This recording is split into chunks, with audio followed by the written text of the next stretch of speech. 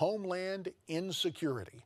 Jay Johnson announces that the detention of immigrant families, once they've established eligibility for asylum, should end. In that statement, the Department of Homeland Security Secretary writes, and I quote, "I've reached the conclusion that we must make substantial changes in our detention practices with respect to families with children."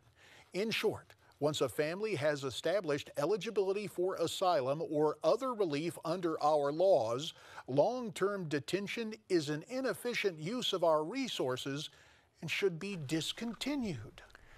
For more, let's bring in political analyst Dick Morris. Dick is the co-author of the bestseller Power Grab, Obama's Dangerous Plan for a One-Party Nation. Dick, as always, it's good to have you here on Newsmax Prime. Well, it's not as if you haven't warned people. Yeah. You talked about asylum specifically, and I saw that's where the Homeland Secretary was going. Yep. Well, that's part of an effort by the Bush administration to recategorize all the illegals come in as asylum seekers, Friendly refugees. Amendment Obama administration. What did I say? Bush. It's okay. That just Freudian slip. Well, yeah, unfortunately, yeah. By categorizing them as refugees. And the United Nations has a formula for refugees under which they could require us to admit those folks if they find that they're fleeing political or other persecution. But one of the big things that's going on right now is the Republican Party is about to vote fast-track authority to the president. And for the last 2 months, Republicans have been saying, oh, you're going to use that for immigration.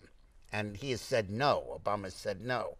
Read the trade treaty I'm negotiating, the Trans-Pacific Partnership, TPP. It's not in the public, but you can see it if you have security clearance. And apparently it has nothing about immigration. Last week, WikiLeaks released for the first time the draft treaty that's coming online behind that, TISA, Trade in Services Agreement. And bang, right there in Section 5, it says that no nation may stop a company from transferring its workers from one signatory country to the other. So if Sheraton Hotels wants to take all of its Eastern European busboys and waiters and waitresses and everything and move them to the United States, it doesn't have to pay comparable wages. It doesn't have to say there's nobody else who can fill the job. And what this does is American manufacturing has been decimated by foreign competition. But services, no, because you can't perform a service unless you're here. But this says, bring them over here, pay them less than an American, take away the job, and Congress has no power to limit it.